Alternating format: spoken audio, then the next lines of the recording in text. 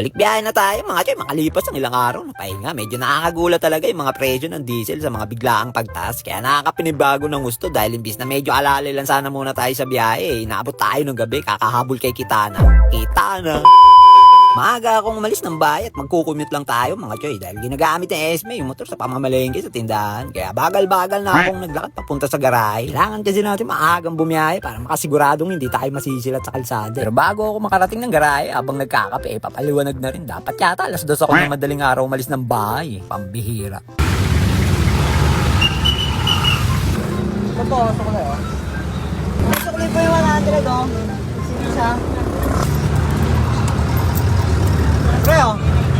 Naabot ko pa naman yung rush hour sa umaga kahit medyo matraffic. Kahit pa paano maganda-ganda yung koleksyon ko sa unang biyahe. Parang napanood ko na to Maabot na nga ng 80 plus yung diesel ngayon at napapabalitang tataas pa ng tataas sa mga susunod na linggo. Nakalang aloy. Isa pa lang. Isa pa lang. Magkano yung round trip mo sa diesel? Itong ikot ako, puta kulang yung 1.4 eh. 200. Kulang pa. Kulang. Yung isang round trip ko pumapalo ng 3 liters. Bali 150 pesos yung pinapadiesel ko. Ng 50 pesos pa lang kada litro. Ewan ko lang ngayon kung magkano makukonsumo ko sa maghapon. Medyo kinakabahan niya ako Kaya kailangan talaga hindi pa pwedeng masero kada baba Dahil pag nagkataon baka sa diesel ang mapunta yung mga biyahe natin. Pambihira. Kasi kanan, bye boy. Bye boy, te, bye boy. Kaya sa mga magiging pasahero ko dyan, ngayon pa nga lang humihingi na ako ng dispensa. At sana'y maunawaan nyo ng lubos yung aking pagbabad o pag-iintay ng mga pasahero sa kalsada. Pero hindi naman punong-puno, yung tipong sapat lang. Yung bang kahit sa bubungan at hood ng jeep merong mga nakaupong pasahero. Joke lang. Kain mo na ako mga choy. Binilang ko muna maigi yung pera at nakuha ko naman na yung boundary at yung diesel. Sinigurado ko kasi mga choy na bago kumain matansya ko muna na may kikitain na. At sa awa naman ng Diyos meron na. Grabe nga lang yung dama kong pagod. Ano muna ako ng gamot mga choy. Ay, hindi pa tayo lubusang magaling.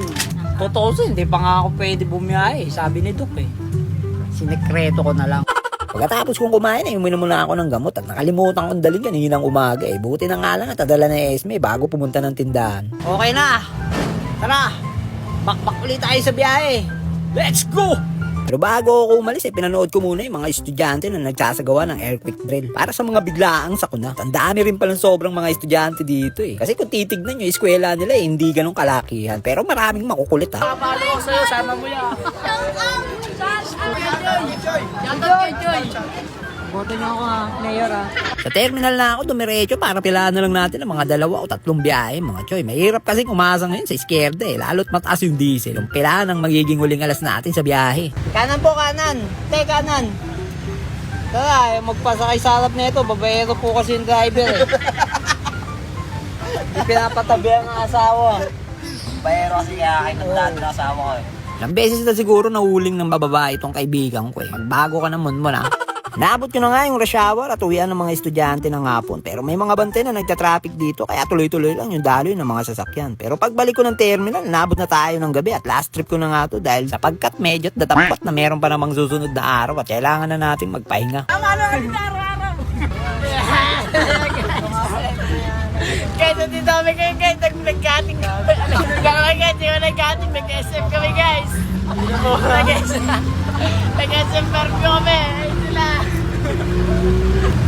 Yo mga Joy, panoorin nyo nga pala yung AJ Cruz South March 29 sa World of Dance. Kasama ng mga tropa niya nag-cutting. Nag-outing pala, nag-outing. Outing.